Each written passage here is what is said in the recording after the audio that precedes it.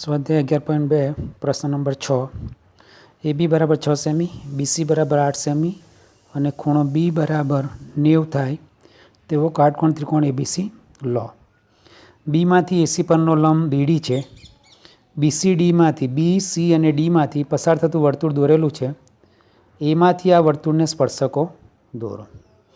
એટલે આપણને અહીંયા પક્ષમાં વર્તુળ દોરેલું છે ત્યાં સુધી પક્ષ આપેલો છે અને કૃત્યમાં આપણે બિંદુ એમાંથી આપેલા વર્તુળને સ્પર્શકો દોરવાના છે.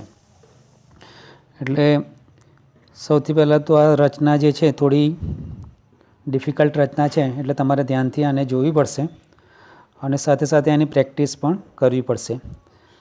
આ રચના માર્ચ 2020માં પૂછાઈ છે, બરાબર. એટલે આ આઈએમપી રચના છે. પહેલાં આપણે પક્ષ લખીએ. એ બી બરાબર 6 સેમી બીસી બરાબર 8 સેમી અને ખૂણો બી બરાબર 90 થાય તેવો કાટકોણ ત્રિકોણ એબીસી લો. પહેલાં કાટકોણ ત્રિકોણ એબીસી દોરીશું આપણે આ રીતે. બીમાંથી એસી પરનો લંબ બીડી છે, એટલે કે બીડી લંબ પર દોરવાનો છે. બી બિંદુમાંથી એસી કર્ણ પરનો લંબ. પછી બી સી અને ડીમાંથી પસાર થતું વર્તુળ દોરેલું છે અને કૃત્યમાં આપણે લખીશું એમાંથી આ વર્તુળને સ્પર્શકો દોરવાના છે.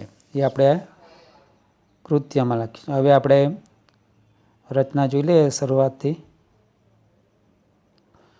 Step wise. આ રચના થોડી કોમ્પ્લિકેટેડ છે, તમે અત્યારે આ જોઈ શકશો, બરાબર, કે કેટલા બધા ચાપ દેખાય છે.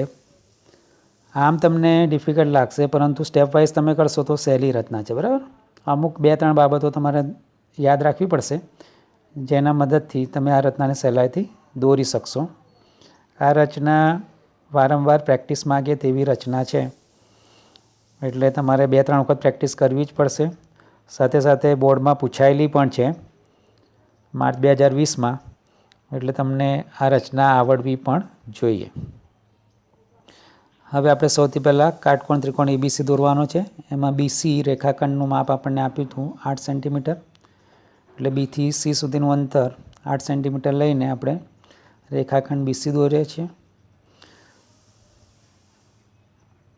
ત્યારબાદ જે ખૂણો બી છે એ આપણે 90નો બનાવવાનો છે, એટલે અનુકૂળ ત્રિજ્યા લઈને આપણે ચાપ દોર્યો.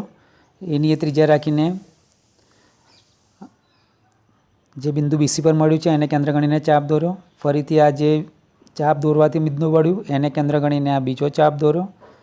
એટલે તમને 60, 60, 120ના ખૂણા થયા છે. હવે આ બંને જે બિંદુઓ છે, આ બંને બિંદુઓને વારાફરતી આ બિંદુ અને આ બિંદુને વારાફરતી આપણે કેન્દ્ર ગણીને ચાપ દોરીએ છીએ ઉપરની તરફ.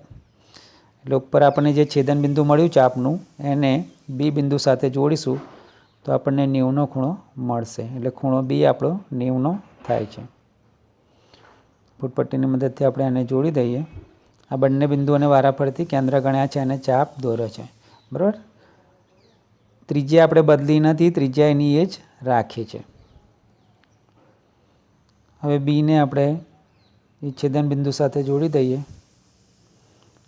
તો આપણને ખૂણો બી એ 90નો મળશે. એટલે આ રીતે આપણે 90નો ખૂણો રચ્યો છે. હવે આપણને એ બીનું માપ ખબર છે 6 સેન્ટીમીટર, એટલે બીને કેન્દ્ર ગણીને 6 સેન્ટીમીટરનો ચાપ દોરવાનો છે. તો આપણને જે ઉપરની તરફ છેદન બિંદુ મળે છે ત્યાં આપણે એ નામ આપીશું અને એ અને સીને જોડી દઈશું. ઉપરનું જે બિંદુ છે એને આપણે એ કહીશું, બરાબર.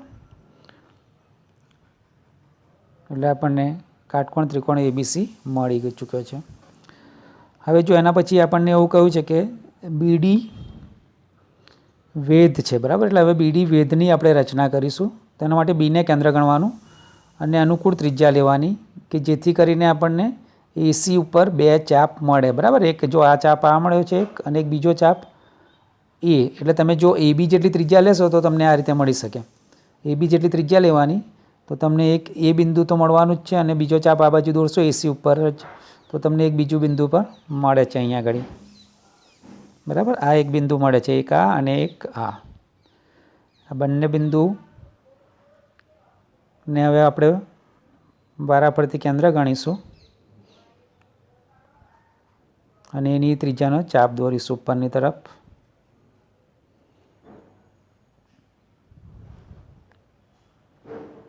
એને કેન્દ્ર ગણીએ.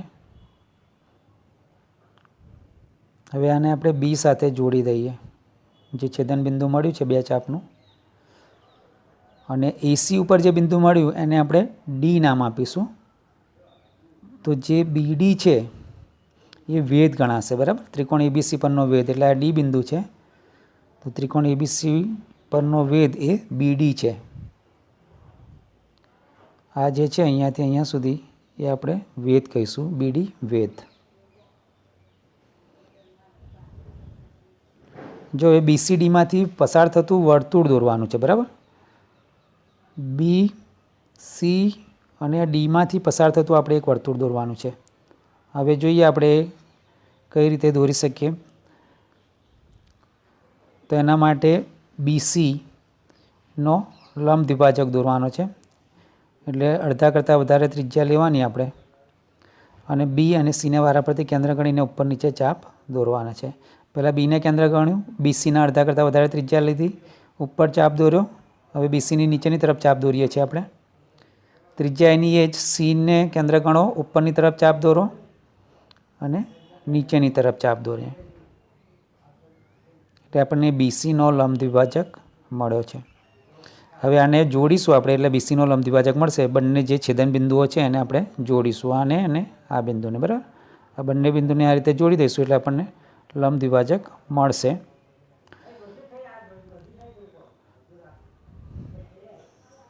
આપણે હવે જોડી દઈએ અને જેથી કરીને આપણને બીસીનું મધ્ય બિંદુ મળે છે, બરાબર. તો એને આપણે ઈ નામ આપીએ.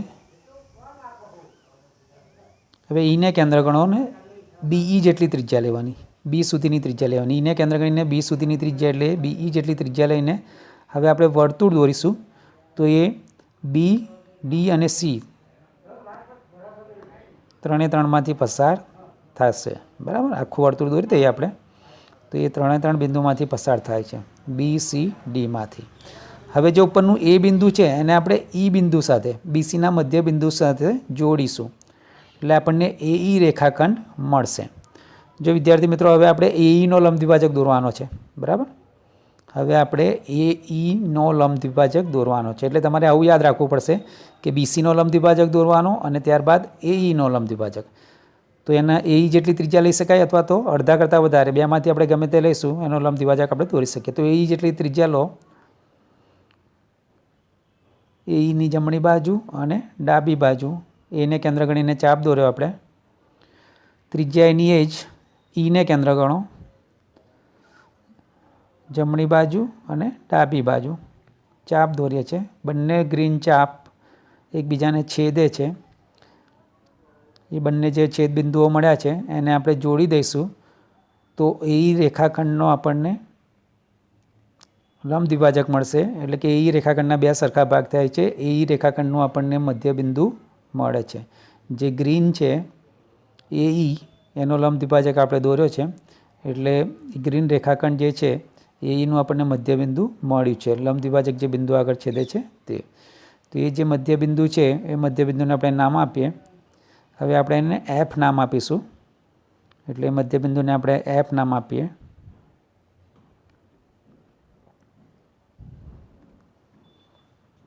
હવે એફને કેન્દ્ર ગણવાનું અને એ જેટલી ત્રિજ્યા લેવાની, એ સુધીની, એફ એ જેટલી ત્રિજ્યા, બરાબર. એફથી એ સુધીની એફને કેન્દ્ર ગણી એફ એ જેટલી ત્રિજ્યા લઈ, એફને કેન્દ્ર ગણી એ બિંદુ સુધીની ત્રિજ્યા લઈને આપણે વર્તુળ દોર્યું છે. આ ભૂરું વર્તુળ આપણે દોરીએ છીએ,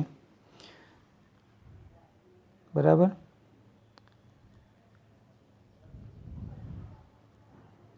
તો જે ભૂરું વર્તુળ છે અને જે બ્લેક વર્તુળ છે એ બંને એકબીજાને જે બિંદુઓમાં છેદે છે એ બિંદુઓ, તો એ આપણને બી અને બીજો બિંદુ મળે છે પી બિંદુ. તો એથી બીને જોડીએ, એ જ રીતે એથી પીને જોડીએ તો એ બી અને એપી માગેલા સ્પર્શકો થશે, બરાબર મિત્રો. અહીંયા આગળ આપણને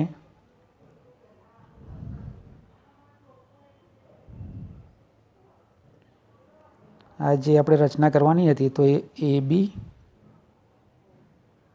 અને એપી આ માગેલા સ્પર્શકો દોર્યા છે આપણે.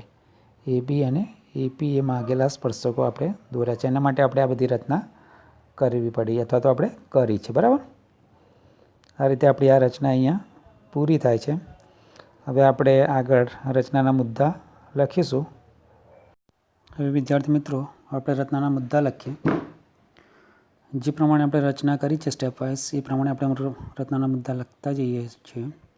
અહીંયા મેં બધા મુદ્દા શોર્ટમાં લખેલા છે. તમે પણ આ રીતે શોર્ટમાં લખીને લખી શકો અને યાદ કરવામાં પણ સહેલા છે. બરાબર, શરૂઆત કરીએ આપણે. હવે સૌથી પહેલાં આપણે શું કરેલું, તો આપણે કાટકોણ ત્રિકોણ રચ્યો છે. એટલે પહેલો જે મુદ્દો છે અહીંયા, કાટકોણ ત્રિકોણ ABC રચો, જેમાં AB બરાબર 6 સેમી, BC બરાબર 8 સેમી અને ખૂણો B બરાબર 90. આ ત્રણ બાબતો આપણને આપી છે. AB 6 સેમી, BC 8 સેમી અને ખૂણો B 90. એટલે સૌથી પહેલાં આપણે આધાર દોર્યો હતો, એટલે કે BC બરાબર 8 સેમી. બરાબર, એટલે આપણે આ 8 સેમીનો રેખાખંડ BC દોર્યો હતો. ત્યારબાદ આપણે આ ખૂણા Bને અહીંયાથી Bને કેન્દ્ર ગણીને અનુકૂળ ત્રિજ્યા લઈને આપણે આ રીતે ચાપ દોરેલો. પછી આ જે બિંદુ મળ્યું એને કેન્દ્ર ગણીને એની ત્રિજ્યાનો ચાપ પહેલો, અહીંયાથી આને કેન્દ્ર ગણીને બીજો, પછી આ બંને બિંદુઓ જે મળ્યા છે એની ત્રિજ્યા અને ઉપરની તરફ ચાપ દોરો. એટલે આપણને બીમાંથી પસાર થતો આપણને એક આ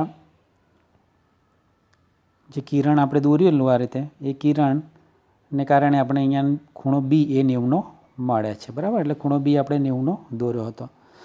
ત્યારબાદ આપણે શું કર્યું, તો Bને કેન્દ્ર ગણ્યું અને 6 સેન્ટીમીટરનો ચાપ દોર્યો આ કિરણ ઉપર. એટલે આપણને અહીંયા એ બિંદુ મળ્યું. એટલે AB બરાબર 6 સેમી. એટલે AB બરાબર 6 સેમી, BC બરાબર 8 સેમી અને ખૂણો B બરાબર 90નો મળ્યો. હવે આપણે એ અને Cને જોડી દઈએ તો આપણે ત્રિકોણ ABC મળી ગયો આ રીતે. બરાબર, એટલે કાટકોણ ત્રિકોણ ABC આપણે દોર્યો હતો. આ પહેલા સ્ટેપની રચના છે. એટલે પહેલા સ્ટેપમાં આપણે આ રીતે કર્યું હતું. હવે એના પછી બીજા સ્ટેપમાં શું કરીએ છીએ, તો બીજા સ્ટેપમાં BD વેધ દોરો. બરાબર, BD વેધ એટલે અહીંયા Bને કેન્દ્ર ગણેલું આપણે અને AC ઉપર AB જેટલી ત્રિજ્યા લીધી, આટલી ત્રિજ્યા લીધેલી આપણે, અને Bને કેન્દ્ર ગણી AB જેટલી ત્રિજ્યા લઈને એક ચાપ અહીંયા દોર્યો AC પર અને બીજો ચાપ અહીંયા દોર્યો. બરાબર, એની એ ત્રિજ્યા રાખી આ બંને બિંદુઓને વારાફરતી કેન્દ્ર ગણીને ઉપરની તરફ આપણે ચાપ દોર્યો છે અહીંયા આગળ આ રીતે. બરાબર, આ પીળા જે છે ચાપ, એને પછી આપણે B સાથે આ રીતે જોડી દીધેલું. તો એને આપણે B સાથે જોડી દઈએ તો આપણે અહીંયા એક D બિંદુ મળ્યું AC ઉપર. એટલે આ જે BD છે એ આપણે વેધ દોર્યો છે. બરાબર, BD અહીંયા 90નો ખૂણો બનાવશે AC સાથે. એટલે BD વેધ દોર્યો આપણે. તો એ રચના આપણે એ રીતે કરી હતી. એટલે BD વેધ દોર્યો બીજા સ્ટેપમાં. હવે ત્રીજો સ્ટેપ, રેખાખંડ BCનો લંબ દ્વિભાજક દોરી રેખાખંડ BCનું મધ્યબિંદુ E મેળવો. સિમ્પલ છે. રેખાખંડ BC એટલે આ લંબ દ્વિભાજક દોરવો હોય તો કાં તો BC જેટલી ત્રિજ્યા લો અથવા તો BCના અડધા કરતાં વધારે ત્રિજ્યા લઈ શકાય. તો અહીંયા BCના અડધા કરતાં વધારે ત્રિજ્યા લીધી આપણે. Bને કેન્દ્ર ગણ્યું, ઉપરની તરફ ચાપ, નીચેની તરફ ચાપ. ફરી Cને કેન્દ્ર ગણ્યું, એની ત્રિજ્યા, ઉપરની તરફ ચાપ, નીચેની તરફ ચાપ. આ બંનેને જોડી દીધા તો આપણને આ E બિંદુ મળ્યું.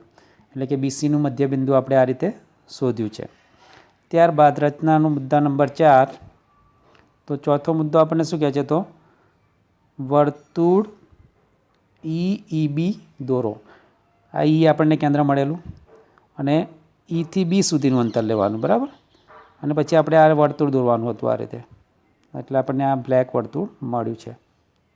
બરાબર, Eને કેન્દ્ર ગણો અને EB જેટલી ત્રિજ્યા લઈને વર્તુળ દોરો. તો આ જે વર્તુળ આપણે દોર્યું એ અહીંયા D છે, આ D છે, પછી આ B અને આ C. એટલે કે B, C અને Dમાંથી પસાર થતું વર્તુળ આપણે દોરેલું છે, જે પક્ષમાં આપણને આપેલું છે એ મુજબ. બરાબર, એટલે પક્ષમાં જેટલું આપણને કહેલું એટલું આપણે પૂરું કર્યું છે અહીંયા સુધીમાં, ચોથા મુદ્દા સુધીમાં. પક્ષમાં આપણને કાટકોણ ત્રિકોણ આપેલો, પછી BD વેધની વાત કરેલી, તો BD આપણે વેધ દોરી દીધો. પછી આપણને કહેલું કે બી સી અને ડીમાંથી પસાર થતું વર્તુળ દોરો, તે આપણે એ પણ દોર્યું છે, બરાબર. એ આપેલું હતું એટલે આપણે એ પણ દોર્યું છે. આટલું કામ આપણું પૂરું થયું છે. હવે આગળ આપણને શું કરવાનું હતું, તો હવે આપણે સ્પર્શકો દોરવાના હતા, એટલે એ માટેની આપણે હવે રચના જોઈએ છે. હવે મુદ્દા નંબર આવ્યા છે આપણે 5. તો 5મો મુદ્દો શું કહે છે, તો રેખાખંડ એ ઈ દોરી, એટલે કે ટૂંકમાં એ અને ઈને જોડી દો. એટલે રેખાખંડ એ ઈ થઈ ગયો, તેનો લંબ દ્વિભાજક દોરો. એટલે કે એ ઈ જેટલી ત્રિજ્યા લઈ શકાય અથવા તો એ ઈના અડધા કરતાં વધારે ત્રિજ્યા, બેમાંથી ગમે તે આપણે લઈ શકીએ લંબ દ્વિભાજક દોરવા માટે. એ અને ઈને વારા પરથી કેન્દ્ર ગણવાના. એ ઈ જેટલી ત્રિજ્યા લેવાની આટલી, એને કેન્દ્ર ગણો, એક ચાપ અહીંયા, એક ચાપ નીચેની તરફ. ઈને કેન્દ્ર ગણો, ઉપરની તરફ એક ચાપ અને બીજો ચાપ નીચેની તરફ. હવે આ જે લંબ દ્વિભાજક મળ્યો ગ્રીન કલરનો આપણને, એ લંબ દ્વિભાજક એ ઈને કયા બિંદુમાં છેદે છે, તો એફ બિંદુમાં છેદે છે. અહીંયા એફ બિંદુમાં છેદે છે, બરાબર. આ જે બિંદુ મળ્યું આપણને એને આપણે એફ નામ આપ્યું છે, આ બિંદુને, તો એ એફ નામ આપ્યું. હવે મધ્ય બિંદુ આપણને મળી ગયું એનું. હવે છઠ્ઠો મુદ્દો, તો છઠ્ઠો મુદ્દો શું કહે છે, તો વર્તુળ એફ એ એફ દોરો. એફ એ એફ એટલે કે એફને કેન્દ્ર ગણો, આ કેન્દ્ર, અને એ એફ એટલે કે એથી એફ સુધીની ત્રિજ્યા લો, આટલી ત્રિજ્યા લો અને વર્તુળ દોરી દો એફને કેન્દ્ર ગણી. તો વર્તુળ દોરીએ તો આપણને આ ભૂરા કલરનું વર્તુળ આ રીતે મળે છે, બરાબર. તો એ જે ભૂરા કલરનું વર્તુળ છે એ અને નીચે જે કાળા કલરનું છે એ બંને એકબીજાને બે બિંદુમાં છેદે છે. અહીંયા બી બિંદુ અને અહીંયા પી બિંદુ, બરાબર. એટલે કે વર્તુળ ઈ બીને બી અને પી બિંદુમાં છેદે છે. પછી છેલ્લે સિમ્પલ છે કે છેલ્લે આપણે શું કરવાનું, તો એ બી રેખાખંડ અને એપી. એ બી તો દોરેલો જ હતો ઓલરેડી, બરાબર. આ રીતે ખાલી તમારે એ અને પીને જોડવાનો થયો અહીંયા, તો એ પીને જોડી દઈએ તો આપણને એમાંથી બે સ્પર્શકો મળી ગયા, એ બી અને એપી. જે સ્પર્શકો આપણે દોરવાના હતા એ માગેલા સ્પર્શકો આપણને આ રીતે મળે છે. અહીંયા આપણી આ રચના પૂરી થાય છે.